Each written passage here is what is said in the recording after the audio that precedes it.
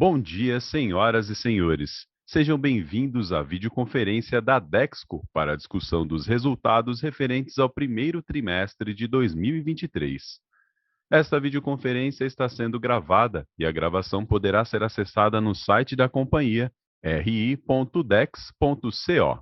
A apresentação também está disponível para download.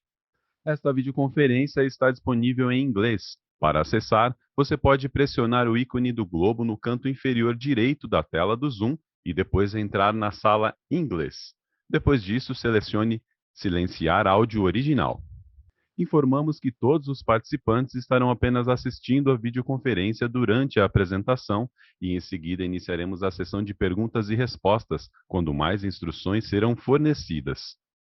Antes de prosseguir, aproveito para reforçar que as declarações prospectivas têm como base as crenças e suposições da administração da Dexco e as informações atuais disponíveis para a companhia. Essas declarações podem envolver riscos e incertezas, tendo em vista que dizem respeito a eventos futuros e, portanto, que dependem de circunstâncias que podem ou não ocorrer. Investidores, analistas e jornalistas devem levar em conta que eventos relacionados ao ambiente macroeconômico, aos setores de atuação e a outros fatores que podem fazer com que os resultados sejam materialmente diferentes daqueles expressos nas respectivas declarações prospectivas. Estão presentes nessa videoconferência a diretoria executiva da Dexco e o time de RI. Gostaria agora de passar a palavra ao senhor Antônio Joaquim de Oliveira, que dará início à apresentação. Por favor, senhor Antônio, pode prosseguir. Olá a todos, aqui é Francisco Semeraro, CFO da companhia. Bem-vindos e obrigado por acompanharem mais uma divulgação trimestral de resultados da Dexco. É um prazer estar aqui com vocês hoje, ao lado dos meus colegas da diretoria. No slide 3, iniciamos a nossa apresentação. Escrevemos aqui os destaques do primeiro trimestre de 2023. O ano de 2023 começou com piora nos mercados em que a Dexco atua, em especial nos meses de janeiro e fevereiro, que fez com que apresentássemos queda no volume vendido de todas as divisões, porém com maior intensidade em DEC e revestimentos. Com a menor venda, nós acabamos por encerrar o trimestre com queda de 20% na receita líquida total. Este resultado, somado à menor diluição de nossos custos fixos, fez com que o EBITDA ajustado e recorrente Dexco finalizasse o trimestre em 351 milhões, quando desconsiderados os resultados da LD Celulose. Esta operação finalizou a primeira parada de manutenção no início do ano e já está operando em plena capacidade. No trimestre, a LD contribuiu com EBITDA de 133 milhões, proporcionais à nossa participação, o que levou o resultado da Dexco a 484 milhões. Olhando para a nossa geração de caixa no slide 4. Encerramos o trimestre com fluxo de caixa sustento negativo de 117,1 milhões. Este resultado deu-se em parte pelos nossos esforços em ampliar nossas bases florestais, direcionando assim o maior investimento em seu OPEX florestal que o histórico. Outro fator relevante foram os maiores gastos com despesas financeiras decorrentes do aumento da dívida bruta vinculada ao CDI. Em relação ao capital de giro, notou-se um leve aumento nos níveis de estoques que foram administrados diante da significativa desaceleração das vendas, o que nos levou o período com aumento da proporção de capital de giro sobre receita líquida para 18%. Já em relação aos projetos, seguimos focados no nosso novo ciclo de investimentos, com o qual gastamos cerca de 141 milhões de reais. Considerando este investimento, apresentamos um fluxo de caixa livre total negativo de 258 milhões. Olhando agora para os impactos que este resultado teve sobre nosso endividamento, passemos para o slide 5. Com maior consumo de caixa decorrente dos investimentos realizados, finalizamos o trimestre com alavancagem de 2,7 vezes, ainda em nível adequado, haja vista o cronograma de amortizações e a forte posição de caixa hoje. Ainda no trimestre, a companhia captou 500 milhões de reais junto ao Banco Santander. Com esta captação, o nosso custo médio dos financiamentos encerrou o período em 110,2% do CDI, enquanto o prazo médio de vencimento foi de 3,9 anos. Passando agora para as nossas divisões, passemos para o slide 7. Os dados publicados pela IBA mostram que no primeiro TRI de 23, as vendas do setor encolheram 9,7% comparado ao primeiro TRI de 22, com o mercado interno apresentando queda de 2,8% e o mercado externo ainda pressionado com queda de 41,1% no período. Um destaque no mercado local foi o aumento de 7% nas vendas de MDP. Olhando para a Dexco no slide 8. Na Dexco, os resultados da divisão madeira novamente superaram as expectativas e foram destaques nos resultados do trimestre, o que comprova mais uma vez a nossa resiliência frente à instabilidade no mercado. Mesmo tendo aumentado a venda de MDP, o que automaticamente piorou o nosso mix de produtos, utilizamos da nossa flexibilidade de adaptação frente ao cenário de demanda e optamos por operar as fábricas próximos da nossa utilização ótima de ativos, que fez com que tivéssemos um excedente de madeira e possibilitou que aumentássemos a rentabilidade da operação com a maior venda de madeira em pé.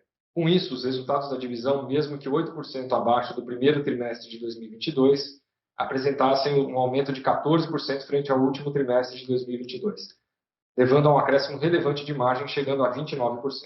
Vale destacar que, mesmo tendo nos aproveitado do cenário de mercado e altas dos preços de madeira, com a retomada dos mercados, nossa prioridade é manter um market share e nos posicionar em mercados estratégicos para os painéis de madeira. Agora, no slide 9, falaremos do resultado de celulose solúvel. No primeiro trimestre do ano, mesmo em meio à parada de manutenção, a nova unidade de celulose solúvel vendeu 92 mil toneladas, vendidas a um preço médio de aproximadamente $950 por tonelada. A queda nos preços de celulose e os custos relativos à parada levaram o EBITDA ajustado recorrente a um total de 272 milhões, levemente abaixo do quarto TRI de 22, com margem de 42%. Vale lembrar que a Dexco possui 49% deste negócio e, por isso, se fôssemos consolidá-lo em nossos números, o resultado dessa divisão agregaria 133 milhões ao EBITDA da companhia no trimestre. Seguimos contentes com os resultados da nova operação e focados nos índices de qualidade e produtividade e em reduzir o mais rapidamente possível nossos custos de produção. Passando agora para a divisão de acabamentos para a construção, no slide 11. O setor de materiais de construção apresentou uma retração média de 7% no faturamento bruto deflacionado no primeiro trimestre de 2023, com desempenho melhor no segmento de produtos básicos, conforme dados divulgados pela Abramate. Quando olhamos para a divisão de metais e louças no slide 12, fomos bastante impactados pelo cenário adverso do mercado e o resultado de metais e louças apresentou forte retração no período, em queda de 11% no volume vendido, apesar do aumento estratégico da proporção de venda de produtos básicos, haja vista as condições mais favoráveis do mercado na comparação com o primeiro trimestre de 2022.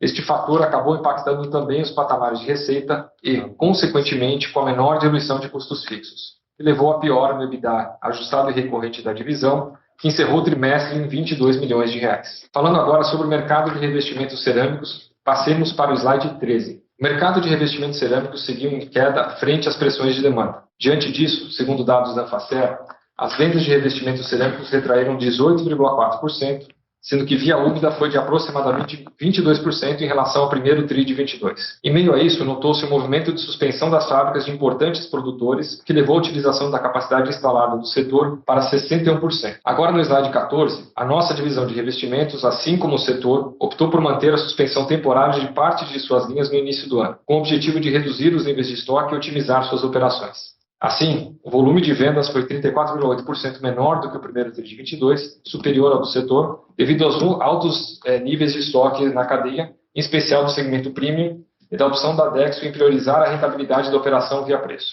Com isso, a divisão conseguiu manter seus patamares de preço, o que fez com que a receita líquida unitária fosse 2,6% acima da realizada no primeiro TRI de 22. Contudo, essa estratégia não foi suficiente para compensar a queda nas vendas e menor diluição de custos fixos, resultando assim no primeiro trimestre do ano com o EBITDA ajustado recorrente negativo em 2,4 milhões. É importante destacar que, apesar da forte queda nas vendas, já vemos sinais de uma melhora no mercado em março, tanto na Deca quanto em revestimentos. Isso, somado às ações que já estamos tomando em meio ao processo de reestruturação que passamos nos últimos meses, nos deixa confiantes com a evolução dos resultados de revestimentos e Decas nos próximos trimestres. Agora, passando para nossas considerações finais no slide 16. Gostaria de encerrar a apresentação falando um pouco sobre nossas expectativas para o ano. Inicialmente, gostaria de reforçar que, apesar de um cenário mais desafiador nesse início do ano do que esperávamos, nossas expectativas vêm se concretizando, tanto em frente ao cenário macro quanto em relação às operações da própria Dexco. O cenário de disponibilidade e preços de madeira continua desafiador, o que pressiona custos, porém permite o balanceamento de negócios envolvendo os mercados interno e externo e também o mercado florestal. Assim, entendendo as dificuldades que estão pela frente,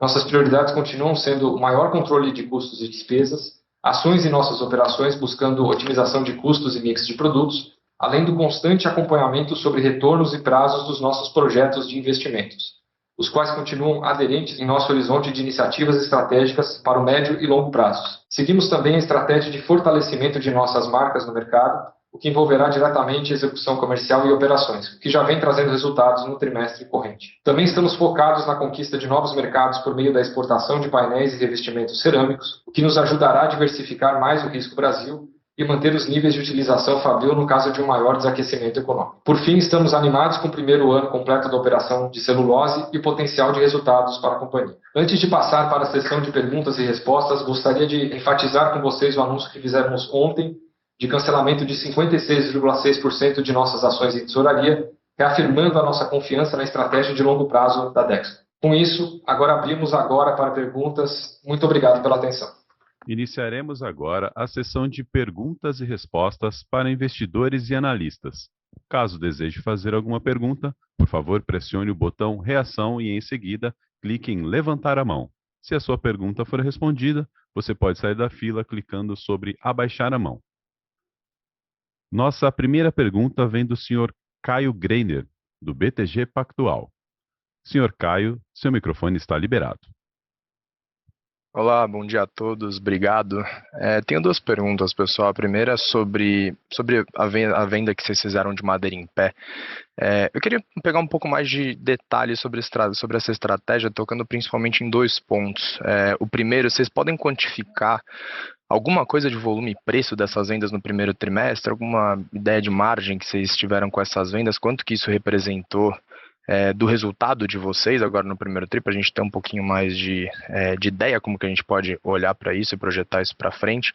E também, segundo ponto, qual que é o limite dessa estratégia, né? Acho que as vendas desse trimestre parece que mais do que compensaram a queda de painéis, e acho que isso é importante, porque em um cenário que as vendas de painéis e eu também queria entender, na verdade, se em um cenário que as vendas de painéis se estabilizam nos patamares atuais, vocês conseguem seguir compensando isso com madeira em pé de uma maneira sustentável, né? Que eu acho que isso é importante porque parece que trouxe bastante resiliência para o resultado de vocês e gostaria de entender se isso pode continuar acontecendo de maneira sustentável para frente. E a segunda pergunta, pessoal, eu queria tocar um pouco mais, explorar um pouquinho mais na performance de Deca e revestimentos. Como tem sido assim essas primeiras semanas e meses, na verdade, desde a virada de chave que vocês fizeram? Qual tem sido o foco de vocês nesse curto prazo? Acho que o Raul até comentou no último evento que vocês estavam com algumas iniciativas em curso, alguma coisa de ajuste de preço, para tentar recuperar market share, né, otimização de portfólio, pensando bastante no que esse portfólio faz na parte industrial da coisa, e também eu vi como que tem sido a resposta de vocês, o que vocês já podem comentar em termos de melhoria, ajudaria bastante. Obrigado. Obrigado pela pergunta, aqui é Antônio Joaquim. Obrigado a todos vocês por participar da nossa conferência. Boas perguntas aí, Caio.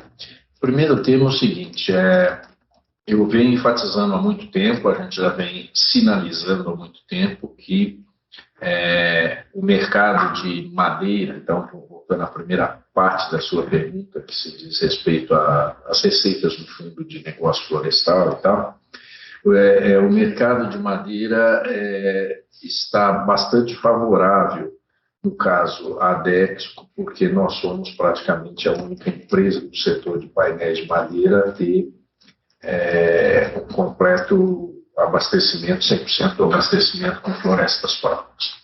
E o que nós estamos fazendo nada mais é do que são operações, a gente não dá, Caio, disclosure assim, de detalhes de operação, dessas coisas, que são coisas táticas e assim, importantes do dia a dia para operar realmente o mercado. Mas o que eu posso dizer para você é que, primeiro, o que nós temos feito não são vendas excepcionais, não são desestoques de floresta, não é nada de venda de madeira que a gente não tenha e que a gente não possa fazer. Basicamente, o que a gente vem fazendo na medida que a gente assistiu do final do ano passado e mais do último semestre do ano passado, a gente vem assistindo para cá uma demanda um pouco menor no mercado de painéis, em que pese que eu considero que os volumes demandados de painéis estão bastante razoáveis, dadas as circunstâncias, o que a gente tem feito é simplesmente o seguinte: é como se eu chegasse no fim do mês, eu faço uma operação e eu seto a minha operação industrial para operar aí a 85%, 95% de capacidade, por exemplo, que é uma boa operação no sentido de manter custos industriais, manter custos fixos e tal. E aquela produção que é entre os 100% que eu poderia realizar e que não é conveniente porque o mercado não tem essa demanda tão aquecida, eu simplesmente pego a madeira que eu ia usar nisso e faço vendas spots no mês. Existe demanda mais do que sustentável. Na realidade, eu venderia, se eu tivesse aí 3, 4 vezes mais madeira para vender do que eu tenho hoje, eu venderia e a preços muito fortes, porque todo mundo sabe que existe uma grande crise de oferta de madeira no mercado como um todo. Então, você pergunta, isso é sustentável? Mais do que sustentável. A gente faz isso há muito tempo, só que agora estamos fazendo isto aproveitando um cenário de preços de madeira em pé que é bastante favorável ao mercado. E esse cenário, nada indica que ele vai mudar nos próximos, 7, 8 anos. Porque não existe as florestas suficientes para atender a demanda, então os patamares de preço certamente se manterão altos da natureza. Não existe demanda pela madeira, não existe oferta, os preços de madeira estão altos no Brasil, do Nordeste ao Rio Grande do Sul. Em qualquer lugar que você vai, madeira tem preços elevados em função da alta procura. Como nós estamos no lado vendedor, a gente pode realmente aproveitar. Então, isso deve ser sustentável por muitos anos.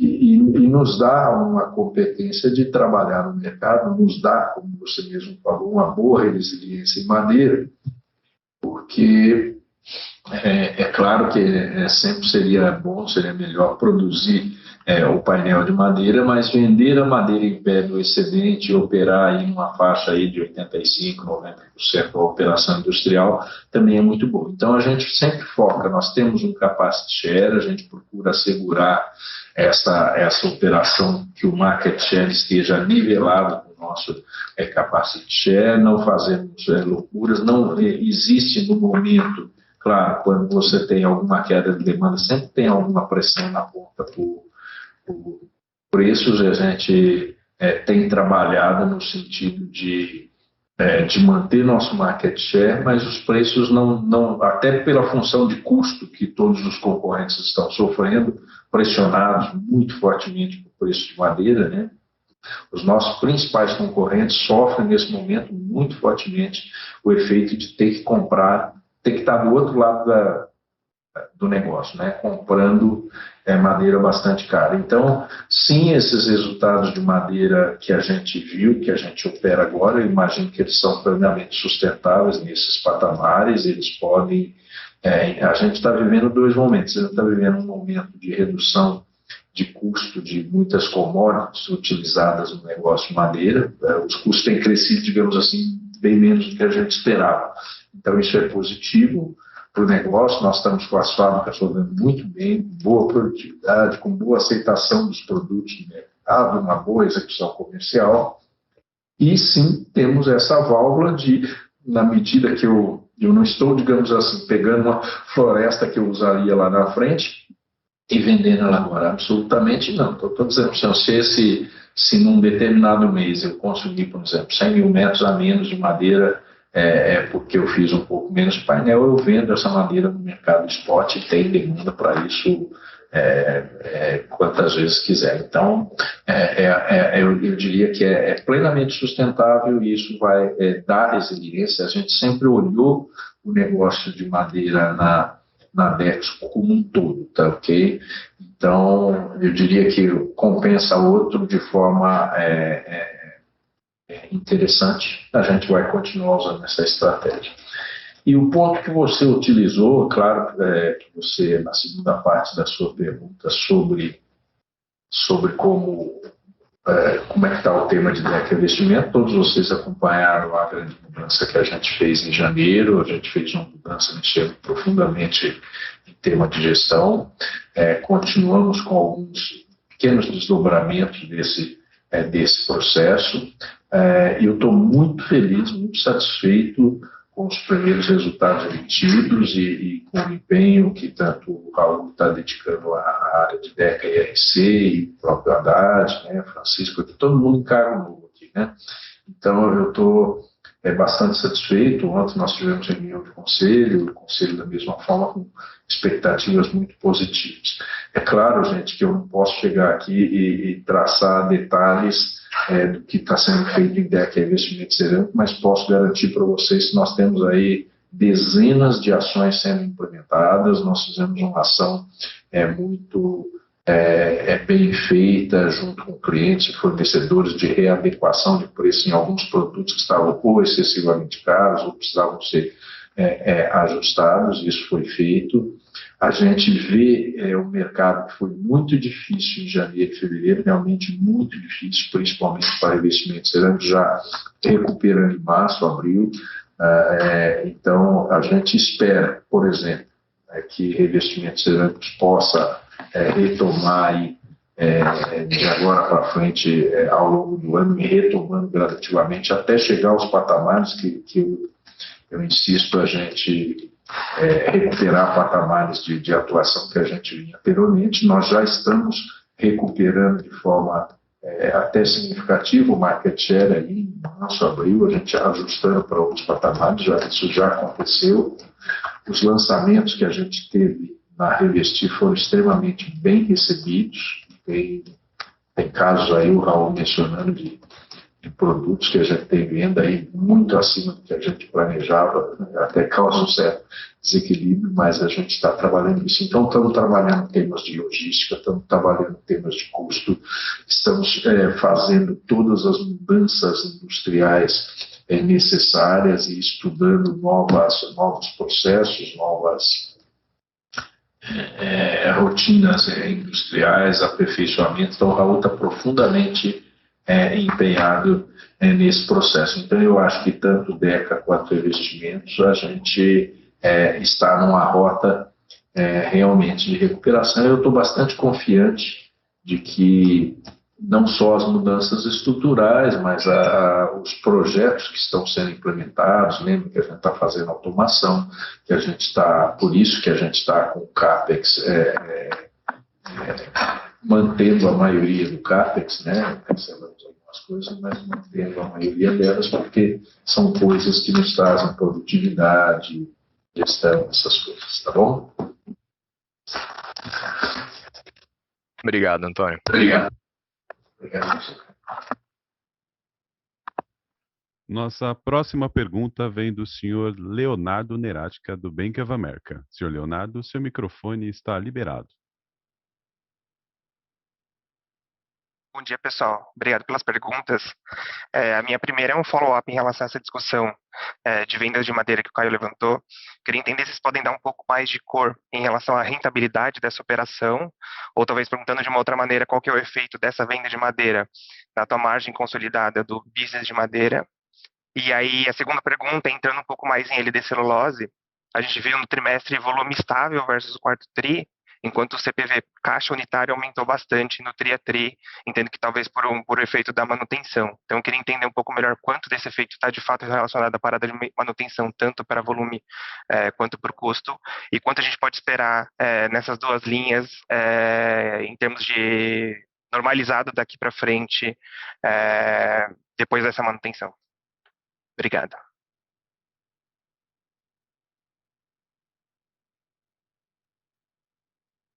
Bom, Leonardo, como eu falei para vocês, a gente prefere. Isso é um tema tático, um tema estratégico nosso, nós preferimos não dar disclosure sobre detalhes de rentabilidade, de detalhes do negócio, né? Então, por exemplo, um pedaço da operação de floresta e tal.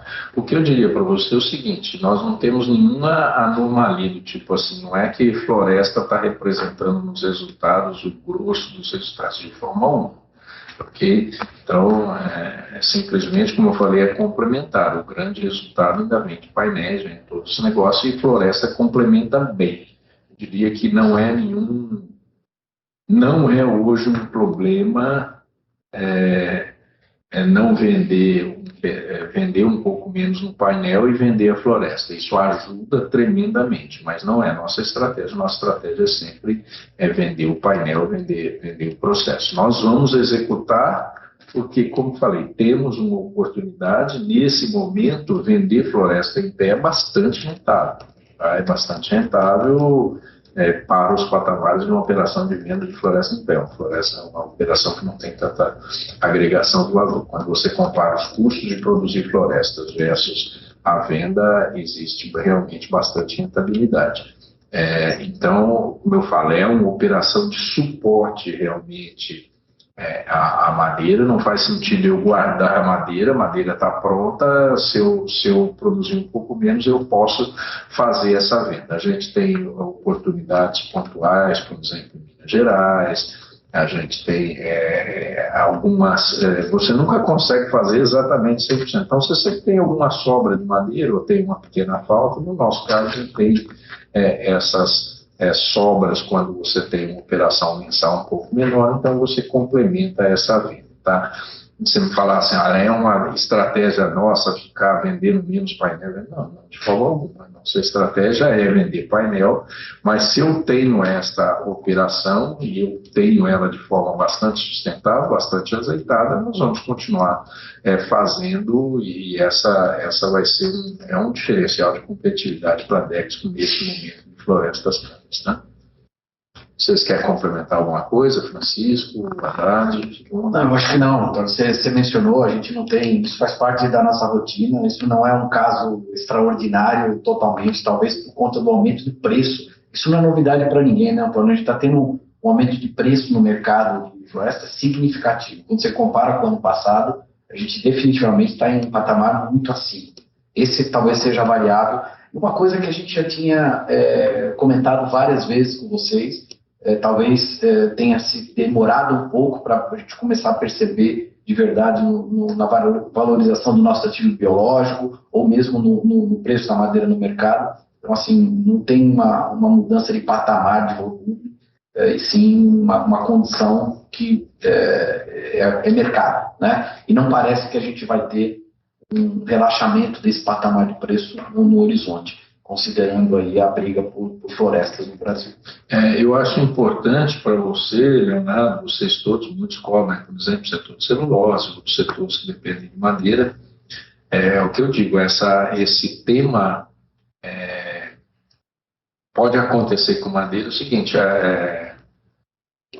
o cenário de preços, ele é um cenário, você vê os ativos biológicos reportados pelas empresas, as variações, no nosso próprio balanço, tudo isso, ele ainda é até conservador, mas eu estou dizendo que os preços estão subindo, continuam subindo no mercado.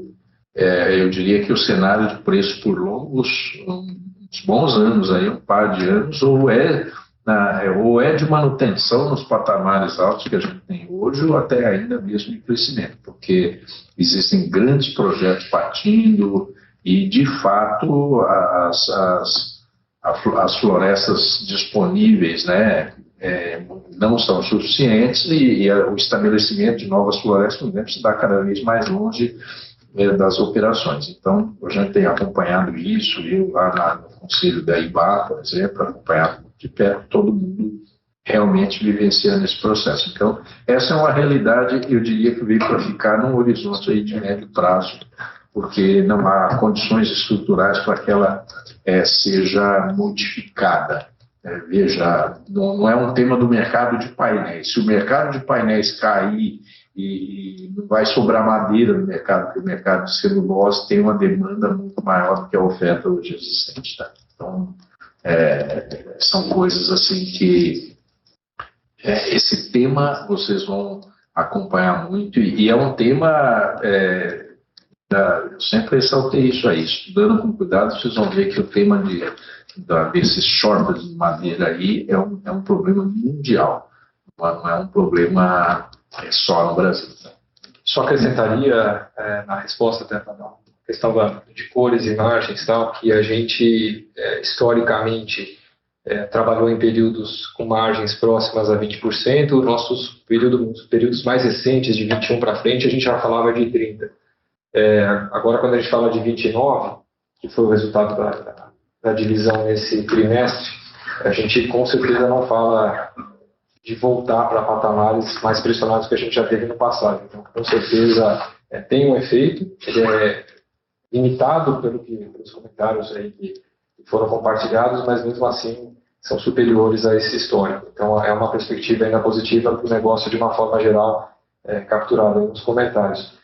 Eu só ia pedir um favor, Leonardo, aqui a gente teve só um problema de conexão. Eu sei que a sua segunda pergunta foi sobre celulose, se você puder só recapitular exatamente o ponto, para a gente seguir com a resposta aqui.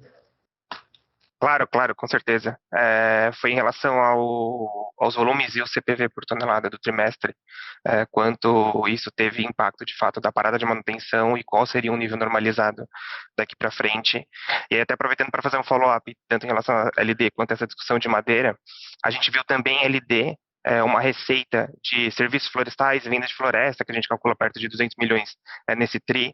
Queria entender um pouco mais se dá para pensar numa estratégia parecida de madeira, venda de floresta de forma geral, parecido também para LD, como a gente vê no BIS de madeira, ou se isso foi um one-off do primeiro TRI para LD. Obrigado.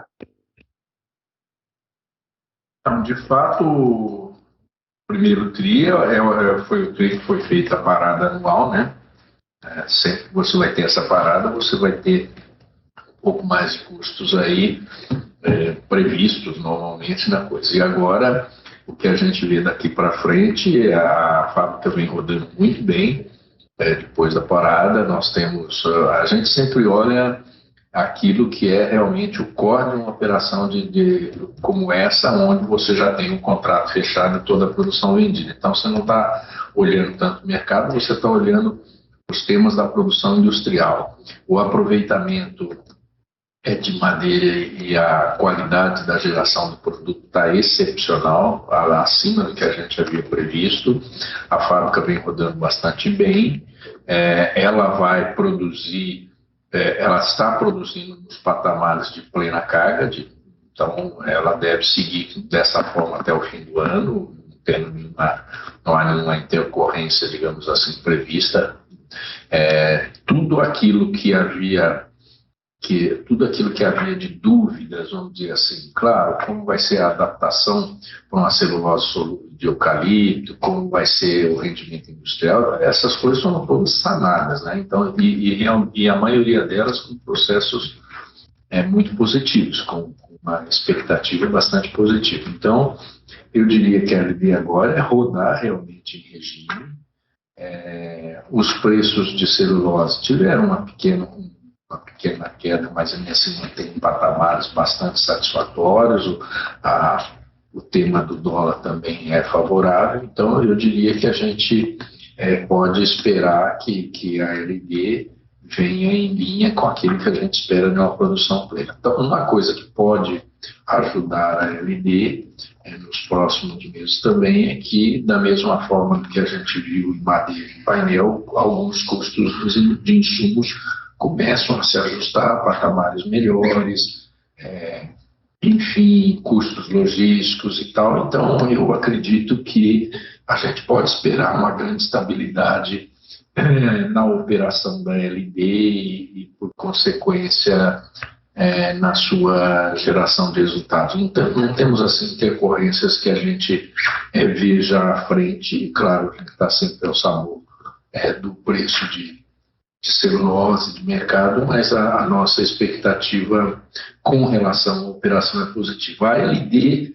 não tem uma situação de floresta igual à situação da Dexco. A LD tem, como ela está numa operação plena e as florestas estão planejadas para uma operação plena, ela tem tudo justinho. Então a LD não deve ter, ela pode ter em algum trimestre, em algum momento, alguma operação florestal, mas não se deve prever operações, por exemplo, de venda. Ela pode comprar um pouco menos, né? A gente ainda compra alguma madeira, muito pouca no mercado para LD, ela está com abastecimento controlado, mas não temos e nem devemos prever operações de venda de floresta ou de madeira nesse sentido, porque a operação está plenamente ajustada. Tá claro, pessoal. Muito obrigado. Lembrando que para fazer perguntas, basta clicar em levantar a mão na parte inferior da sua tela. Se a sua pergunta for por escrito, você pode utilizar a ferramenta de Q&A também na parte inferior de sua tela. Nossa próxima pergunta vem da senhora Isabela Vasconcelos, do Bradesco BBI. Senhora Isabela, seu microfone está liberado. Muito obrigada. Bom dia a todos. Eu tenho duas perguntas. A primeira, enfim, acho que retornando nessa questão de venda de madeira e a estratégia para frente, pensando no segundo TRI, terceiro TRI, realmente uma visão um pouco mais de curto prazo. Acho que pelo que eu entendi, pelo comentário de vocês, realmente a rentabilidade da venda de madeira está bastante atrativa, mas ao mesmo tempo acho que vocês querem manter o market share, continuar suprindo o mercado de painéis. Mas aí eu queria entender um pouco da estratégia de exportação, né? E aí balanceando isso com vendas de madeira em pé. Se vocês pretendem continuar com essa estratégia de vendas de madeira em pé, e aí em detrimento, né, de uma exportação de painel de madeira maior, só para entender como vocês estão pensando nessa dinâmica para os próximos trimestres. E a segunda pergunta também sobre a evolução de demanda, tanto para madeira quanto para revestimentos cerâmicos e para Deca, na margem. Vocês já comentaram, né, que março tinha sido já bem melhor do que janeiro e fevereiro, que foram bastante fracos, mas para entender como foi o mês de abril, como está o order book para maio, só para entender, né, o que está acontecendo aqui na margem para os diferentes mercados, e também sobre a questão de estoques na cadeia, né? Se a interpretação de vocês é que os estoques já estão mais bem equacionados na ponta, né? E o estoque de vocês também seria bastante interessante. Obrigada. Eu vou pedir aí ao Haddad, pode responder essa parte de madeira, embora enfatizando para você que a gente tem aquilo que eu já confirmei. A estratégia de venda de madeira é uma estratégia complementar ao negócio. Mas o Haddad pode comentar um pouco sobre as ações de exportação. Luiz Avaú também depois sobre toda essa parte do mercado de revestimentos e de Deca. Oi, Isabela, tudo bom? Na verdade, sim, o Antônio já resumiu, mas eu vou reforçar a mensagem. A gente definitivamente tem como objetivo continuar sendo um player super relevante na comercialização de painéis de madeira.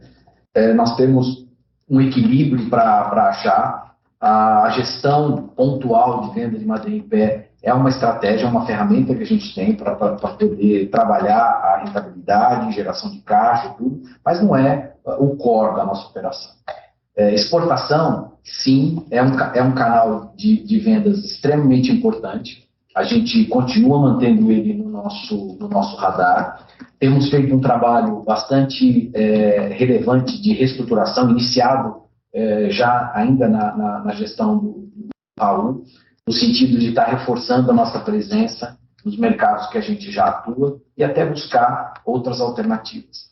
É importante lembrar que, diferente do que aconteceu um ano atrás, a gente já começa a ter uma melhora nos custos e disponibilidade de fretes internacionais, o que nos coloca, mais uma vez, num patamar positivo, né, em relação à competitividade do produto que sai do Brasil. E nós temos uma relação construída no tempo, já com uma base grande de clientes que a gente precisa reforçar.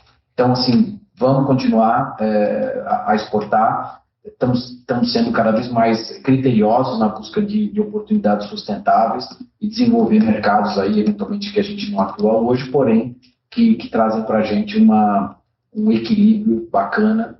Lembrando que nossa operação é uma operação que precisa de escala. Então não adianta a gente imaginar fazer um shift de operação de painel para venda de madeira, porque eu vou ficar sentado num ativo que vai gerar muita entropia em termos de custo fixo e de valor para aquela parcela importante de venda de painel. Raul. Bom, obrigado, Isabela, obrigado a todos pelas perguntas aí. Eu acho que, falando um pouquinho do que a gente está olhando para o mercado, né? Eu estou, inclusive, nesse momento aqui numa convenção comercial do nosso time, né? E os ânimos começam a melhorar, né? No sentido do que a gente começa a ter um olhar mais construtivo para frente, né? Algo iniciado aí no mês de março. No mês de março a gente não só ganhou o market share, mas o mercado começa a retomar. Abril, abril teve muito menos dias úteis do que março, né? Então, mas olhando as vendas por dia útil de venda, abril foi ligeiramente melhor que março, tanto em metais quanto em revestimentos cerâmicos. Então a gente, em maio, acabou de começar, né, depois do feriado na segunda-feira, mas começa com uma atividade econômica em nível de interesse muito maior. O tema dos estoques é um tema que vai demorar um pouco mais de tempo para ajustar, eles já estão muito mais próximos do que seria o nível adequado dos nossos distribuidores e clientes. Houve um efeito muito importante de redução de estoque nos últimos 3, 4 meses. Isso vai seguir ainda pelo mês de maio, provavelmente. Mas já com muitas reposições, né, acontecendo aí os principais clientes. Então, a gente tem visto uma ótima procura pelos itens que a gente acabou de lançar na Revestir, o Antônio comentou isso. A gente está com um set competitivo bastante adequado também e com margens boas. Acho que ao voltar ao nível de ocupação adequado, tanto em metais quanto em revestimento, a gente pode esperar uma recuperação a partir desse segundo semestre. Claro, super obrigada. E Haddad, se você puder comentar de demanda de painéis também, se possível, nesses abril, maio? O início do ano foi um pouco conturbado por conta do alto nível de estoques que veio do final do ano passado. O que a gente percebe, principalmente no que a gente chama de varejo, né, o que a gente vende para o trade que vai fazer venda para marcenarias, a gente já vê um estoque num padrão mais próximo do equilíbrio, né? Então a gente já começa a ver uma pequena retomada. No caso da indústria de imóveis seriados e planejados, a gente não teve esse pico, né, de estoque, então a gente vem com uma demanda equilibrada. Existe sim uma preocupação com relação à demanda final por móveis, isso em função muito mais de disponibilidade de crédito, taxa de juros alta, mas a gente não nota neste momento um desbalanceio no que diz respeito a estoque da cadeia.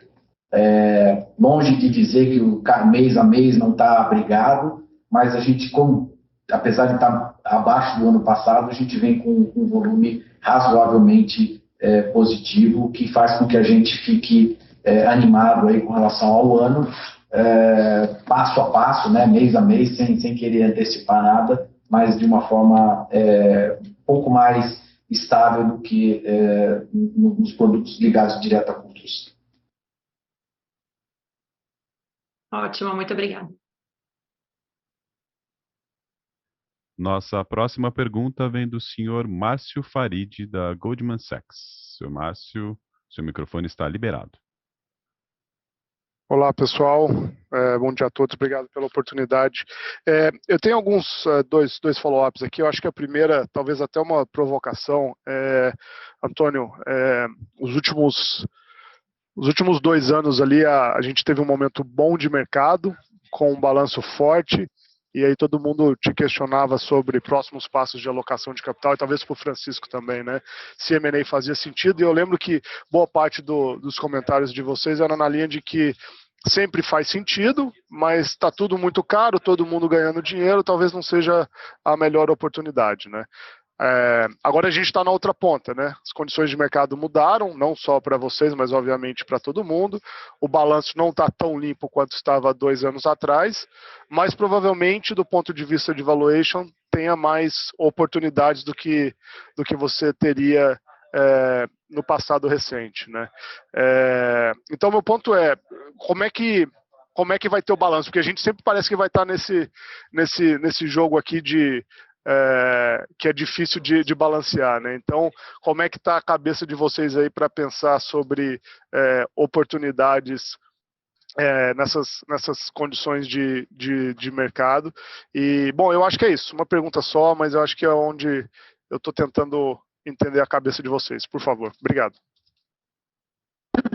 Bom, Márcio, é óbvio que dá para ter muitas vezes aquela resposta meio óbvia, falar, a gente está sempre atento. Claro que a gente está sempre atento, mas eu vou dizer o seguinte, o momento agora não é realmente nossa prioridade fazer, não há na mesa nenhuma operação relevante de M&A ou algo assim sendo sequer analisada nesse momento. Nós estamos aí, como você notou, uma alavancagem um pouco maior em função de menos geração de EBITDA e de estar num ciclo de investimentos, né? Então, o nosso plano básico, vamos dizer assim, é realmente terminar a execução dos projetos de CAPEX que estão em andamento, que é a fábrica de Botucatu, essencialmente, que roda aí lá no fim do ano, e os investimentos que a gente também está fazendo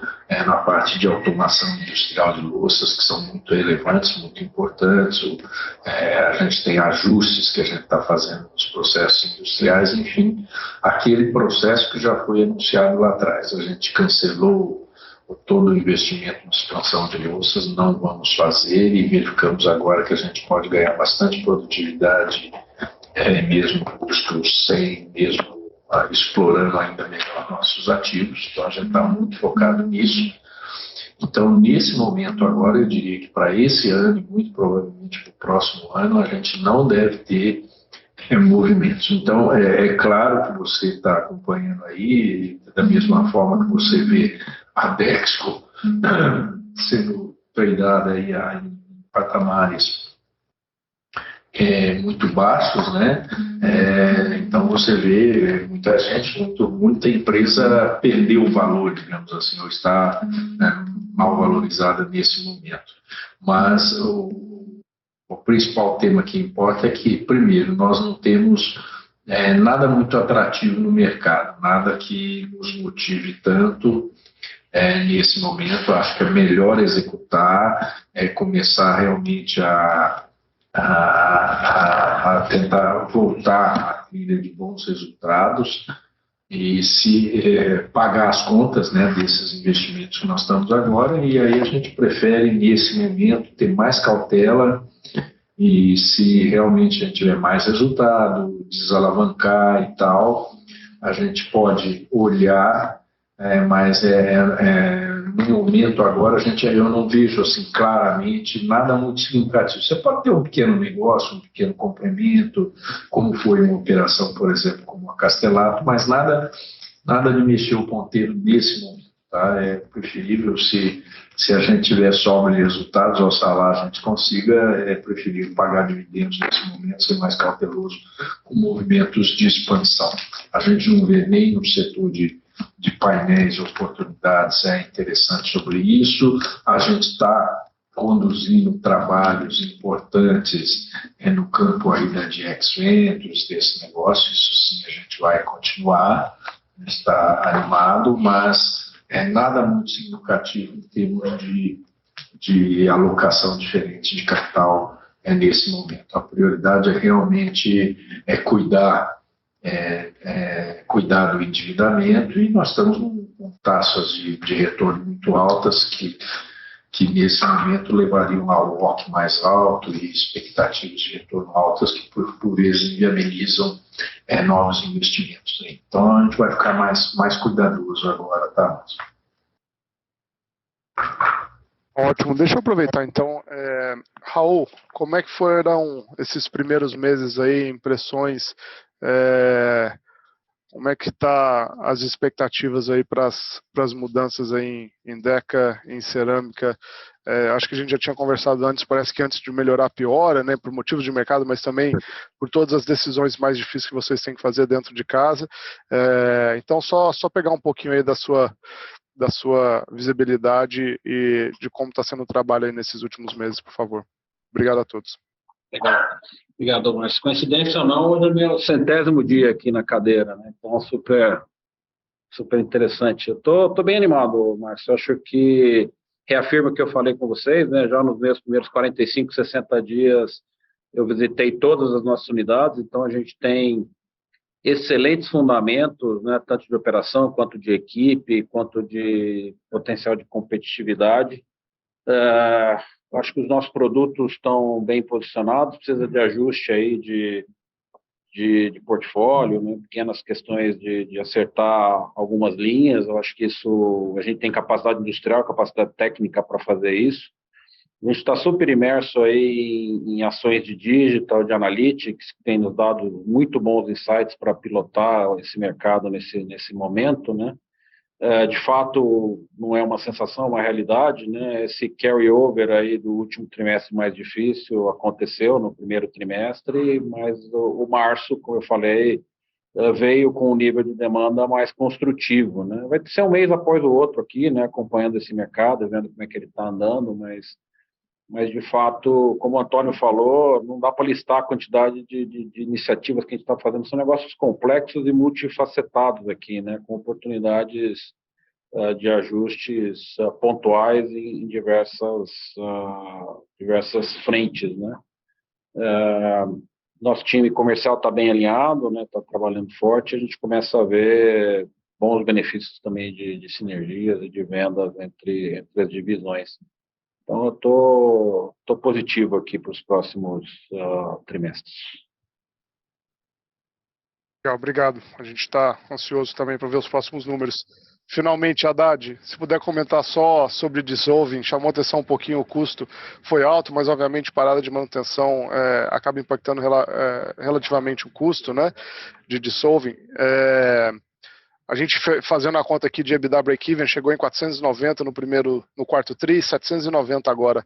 Dá para a gente pensar nesses 490, $500 como sendo o padrão pós-manutenção, se já tiver alguma visibilidade? Márcio, realmente, acho que o primeiro trimestre como referência, ele não é bom por conta da parada. Nós não vamos entrar no detalhe exatamente do custo esperado, mas assim, voltar para a normalidade é a nossa expectativa, né? Não devemos considerar a referência do primeiro trimestre como base. É muito mais razoável considerar que volta para o patamar que você mencionou. Acho que fica mais razoável para uma modelagem, sem dúvida nenhuma. O Antônio comentou rapidamente, mas eu queria reforçar que a gente tem agora, né, nós estamos com a operação, já mudou do mood de projeto para mood de operação. Isso faz alguns meses, né? Lembra que foi em outubro que a gente fez o clique mesmo, que acabou com o projeto em si, né? Então, falamos de projeto, falamos de operar, e é natural, à medida que você começa a operar de uma forma mais intensa, que a gente comece também a buscar as oportunidades, como a gente tem aqui na própria Dexco. Reforço o trabalho em conjunto que a gente vem fazendo com a Lenze, de trabalhar de verdade em follow-up, em troca de experiências, em benchmark, para poder, inclusive compras, né, fazendo compras em pacote, para que a gente possa reduzir o custo daquela operação. Enfim, agora é o momento de operar, e eu acho que a gente tem um histórico muito positivo nesse sentido. Tá certo. Obrigado a todos, boa sorte e bom trabalho no segundo trimestre. Obrigado.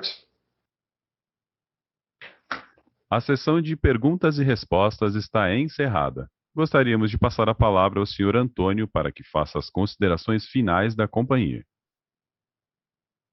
Pessoal, muito obrigado pela participação mais uma vez. Quero reforçar aqui que teve muitas perguntas nesse sentido, reforçar que eu estou bastante animado com essa nova configuração do time, principalmente com o executivo, toda a companhia, todo mundo performando de forma muito focada realmente em resultados, que é o nosso principal drive. Nós também continuamos evoluindo com o nosso projeto permanente, evolução do projeto de cultura, de coisa, preparando jovens talentos, tem inúmeras iniciativas em curso.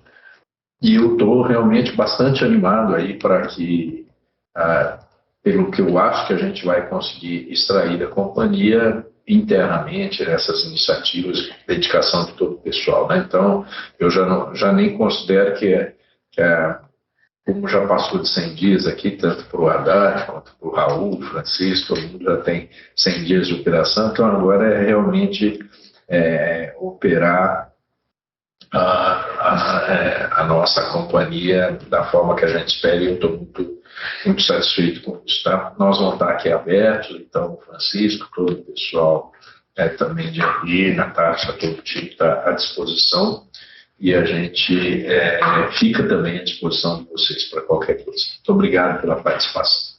A videoconferência da Dexco está encerrada. Agradecemos a participação de todos. Tenham um ótimo dia.